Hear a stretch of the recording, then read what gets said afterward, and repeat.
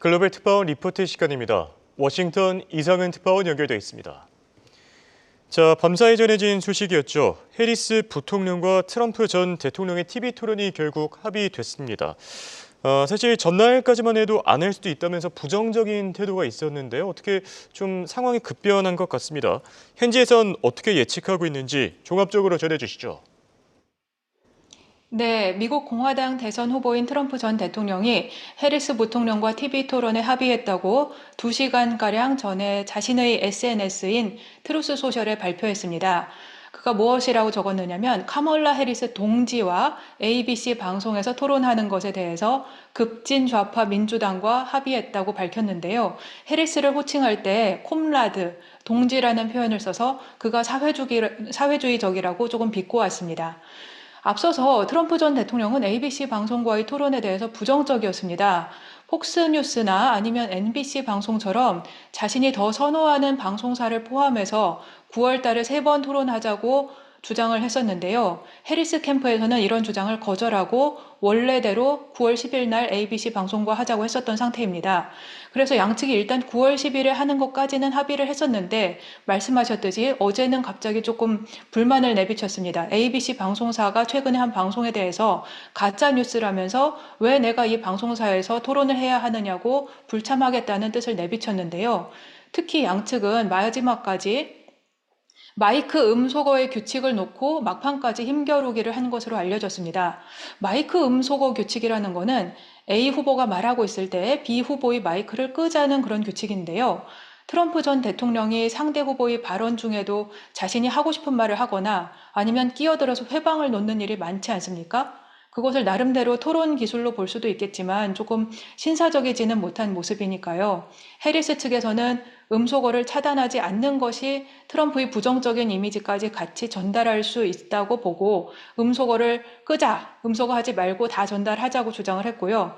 절제되지 않은 트럼프의 이미지를 시청자들이 날 것 그대로 보기를 바랬다고 볼 수 있겠습니다.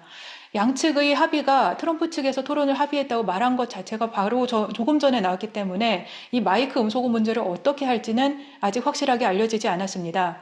곧 ABC 방송 측에서 입장을 밝힐 것으로 예상이 되고요. 두 후보는 대선 전인 10월에도 한 차례 추가 토론회를 가질 것으로 보이고 있습니다.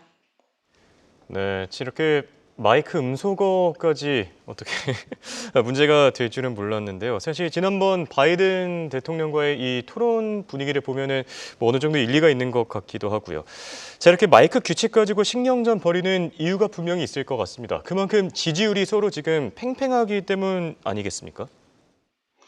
그렇습니다. 현재 대부분의 여론조사 취합 결과는 전체적으로는 해리스가 조금 더 우위라고 전하고 있습니다. 아직 오차 범위 안에 있는 경우가 많긴 하지만 그런데요. 선거 전문 매체인 쿡 폴리티컬 리포트가 집계한 것을 보면 26일을 기준으로 해리스의 지지율은 47.7%, 트럼프의 지지율은 46.6%로 보고 있습니다. 특히 여성과 소수인종, 젊은 층을 중심으로 해리스에 대한 지지율이 높고요. 남성과 저학력 백인층을 중심으로는 트럼프의 지지율이 더 높은 것으로 집계가 됩니다. 또 뉴욕타임스나 다른 언론사가 집계한 결과도 해리스가 조금 더 높은데요. 뉴욕타임스 결과를 놓고 보면 전체적으로 해리스는 49%, 트럼프는 46% 지지율로 나옵니다. 하지만 2016년 대선에서도 힐러리 클린턴이 졌을 때처럼 전체적으로 지지율이 높다고 하더라도 경합주를 누가 가져가느냐에 따라서 대선 결과가 달라지는 것이 미국입니다. 그래서 경합주가 굉장히 중요한데요. 주별로 보면 미시건주하고 위스콘신주에서는 해리스가 2%포인트가량 앞서고 있고요. 하지만 필라델피아는 둘 다 48%, 애리조나주에서는 두 후보가 모두 47%를 기록하고 있습니다. 또 조지아주에서는 트럼프 후보에 대한 지지율이 해리스 후보보다 4%포인트 앞선 것으로 나옵니다. 현재 대선판의 관심사 중에 하나는 케네디 전 대통령 일가인 로버트 케네디 주니어 후보가 선거운동을 중단한 효과가 얼마나 클 것인가입니다. 케네디 주니어 후보는 독립후보였는데요. 지난주 금요일에 선거운동을 중단하고 자신은 트럼프 후보를 지지한다고 발표했습니다. 트럼프 후보로서는 굉장히 큰 도움을 얻은 셈이죠. 문제는 그 표가 어디에게 갈 것인가인데요.